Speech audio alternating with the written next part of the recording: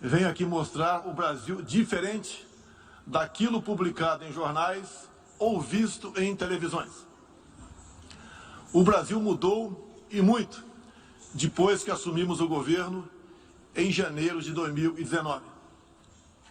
Estamos há 2 anos e 8 meses sem qualquer caso concreto de corrupção. O Brasil tem um presidente que acredita em Deus, respeita a Constituição, valoriza a família e deve lealdade ao seu povo. Isso é muito. É uma sólida base se levarmos em conta que estávamos à beira do socialismo.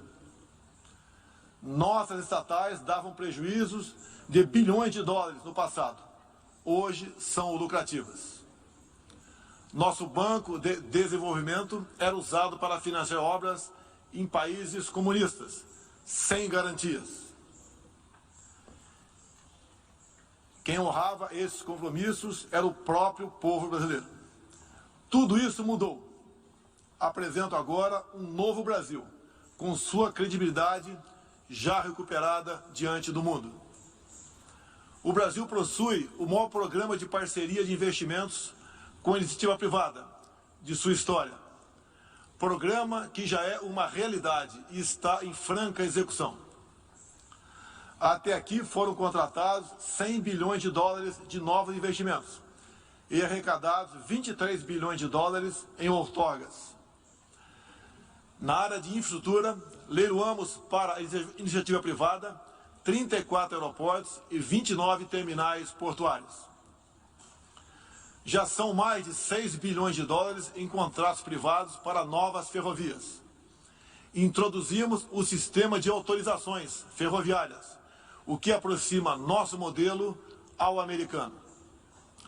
Em poucos dias recebemos 14 requerimentos de autorizações para novas ferrovias, com quase 15 bilhões de dólares em investimentos privados. Em nosso governo, promovemos o ressurgimento do modal ferroviário. Como reflexo, menor consumo de combustíveis fósseis e redução do custo Brasil, em especial no barateamento de produção de alimentos. Grande avanço vem acontecendo na área do saneamento básico. O maior leilão da história do setor foi realizado em abril, com concessão ao setor privado do serviço de distribuição de água e esgoto no estado do Rio de Janeiro. Temos tudo o que o investidor procura: um grande mercado consumidor, excelentes serviços, tradição de respeito a contratos e confiança no nosso governo. Também anuncio que nos próximos dias realizaremos o leilão para a implementação da tecnologia 5G no Brasil. Nossa moderna e sustentável agricultura de baixo carbono alimenta mais de 1 bilhão de pessoas no mundo e utiliza apenas 8% do território nacional.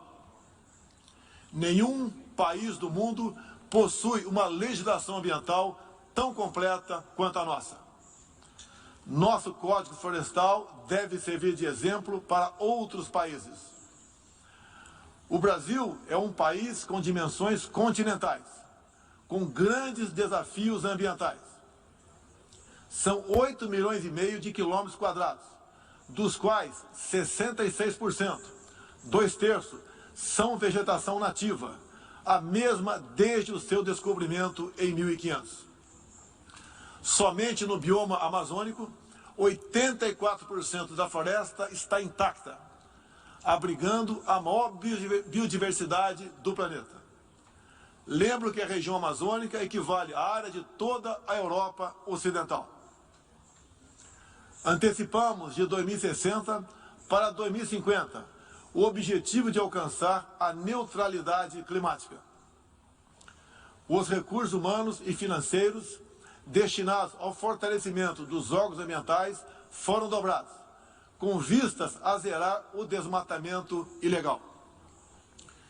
E os resultados desta importante ação já começaram a aparecer. Na Amazônia tivemos uma redução de 32% do desmatamento no mês de agosto, quando comparado a agosto do ano anterior. Qual país do mundo tem uma política de preservação ambiental como a nossa? Os senhores estão convidados a visitar a nossa Amazônia. O Brasil já é um exemplo na geração de energia, com 83% advinda de fontes renováveis. Por ocasião da COP26, buscaremos consenso sobre as regras do mercado de crédito de carbono global. Esperamos que os países industrializados cumpram efetivamente seus compromissos com o financiamento de clima em volumes relevantes. O futuro do emprego verde está no Brasil. Energia renovável, agricultura sustentável, indústria de baixa emissão, saneamento básico, tratamento de resíduos e turismo.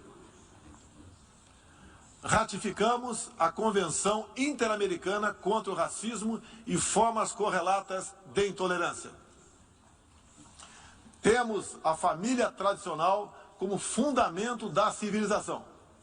E a liberdade do ser humano só se completa com a liberdade de culto e de expressão.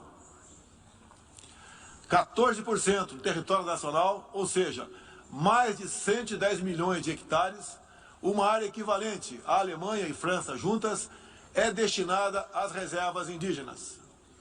Nessas regiões, 600 mil indígenas vivem em liberdade e cada vez mais desejam utilizar suas terras para agricultura e outras atividades. O Brasil sempre participou em missões de paz da ONU, de Suez até o Congo, passando pelo Haiti e Líbano. Nosso país sempre acolheu refugiados. Em nossa fronteira com a vizinha Venezuela, a operação acolhida do governo federal já recebeu 400 mil venezuelanos deslocados devido à crise político-econômica gerada pela ditadura bolivariana. O futuro do Afeganistão também nos causa profunda apreensão. Concederemos visto humanitário para cristãos, mulheres, crianças e juízes afegãos. Nesses 20 anos dos atentados contra os Estados Unidos da América, em 11 de setembro de 2001, reitero nosso repúdio ao terrorismo em todas suas formas. Em 2022, voltaremos a ocupar uma cadeira no Conselho de Segurança da ONU. Agradeço aos 181 países, em um universo de 190, que confiaram no Brasil. Reflexo de uma política externa séria e responsável, promovida pelo nosso Ministério das Relações Exteriores. Apoiamos uma reforma do Conselho de Segurança da ONU, onde buscamos um assento permanente. A pandemia pegou a todos de surpresa em 2020. Lamentamos todas as mortes ocorridas no Brasil e no mundo. Sempre defendi combater o vírus e o desemprego de forma simultânea e com a mesma responsabilidade. As medidas de isolamento e lockdown deixaram um legado de inflação, em especial nos gêneros alimentícios no mundo todo. No Brasil, para atender aqueles mais humildes, obrigados a ficar em casa por decisão de governadores e prefeitos e que perderam sua renda, concedemos um auxílio emergencial de $800 para 68 milhões de pessoas em 2020. Lembro que terminamos 2020, ano da pandemia, com mais empregos formais do que em dezembro de 2019, graças às ações do nosso governo com programas de manutenção de emprego e renda que nos custaram cerca de 40 bilhões de dólares. Somente nos primeiros 7 meses deste ano, criamos aproximadamente 1.800.000 novos empregos. Lembro ainda que o crescimento para 2021 está estimado em 5%. Até o momento, o governo federal distribuiu mais de 260 milhões de doses de vacinas e mais de 140 milhões de brasileiros já receberam, pelo menos, a primeira dose, o que representa quase 90% adulta. 80% da população indígena também já foi totalmente vacinada. Até novembro, todos que escolheram ser vacinados no Brasil serão atendidos. Apoiamos a vacinação. Contudo, o nosso governo tem se posicionado contrário ao passaporte sanitário ou a qualquer obrigação relacionada à vacina. Desde o início da pandemia, apoiamos a autonomia do médico na busca do tratamento precoce, seguindo recomendação do nosso Conselho Federal de Medicina. Eu mesmo fui um desses que fez tratamento inicial. Respeitamos a relação médico-paciente na decisão da medicação a ser utilizada e no seu uso off-label.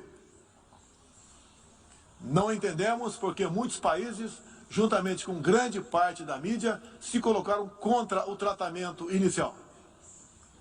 A história e a ciência saberão responsabilizar a todos. No último 7 de setembro, data da nossa independência, milhões de brasileiros, de forma pacífica e patriótica, foram às ruas, na maior manifestação de nossa história. Mostrar que não abre mão da democracia, das liberdades individuais e de apoio ao nosso governo. Como demonstrado, o Brasil vive novos tempos. Na economia, temos um dos melhores desempenhos entre os emergentes. Meu governo recuperou a credibilidade externa e hoje se apresenta como um dos melhores destinos para investimentos. É aqui, nesta Assembleia Geral, que vislumbramos um mundo de mais liberdade, democracia, prosperidade e paz. Que Deus abençoe a todos.